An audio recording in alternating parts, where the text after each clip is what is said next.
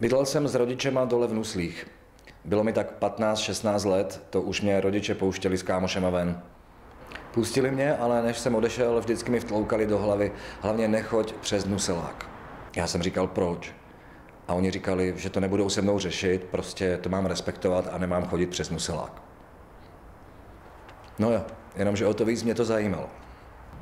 Ptal jsem se kámošů a ti to měli s rodičema úplně stejný.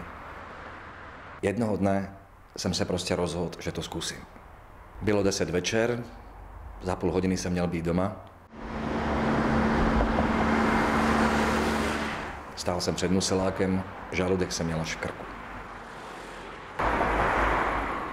Jdu, koukám před sebe, nic, za sebe, nic.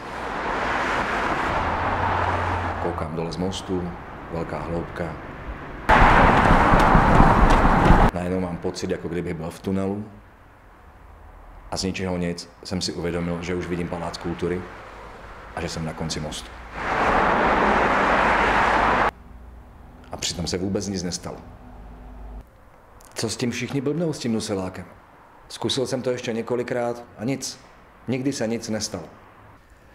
Po revoluci, to už jsem byl na vejšce, jsem šel s kámošema do hospody, mohl být rok 1990, čekám v hospodě na kámoše, vzal jsem si noviny a najednou vidím titulek na hlavní stránce, který si pamatuju dodnes.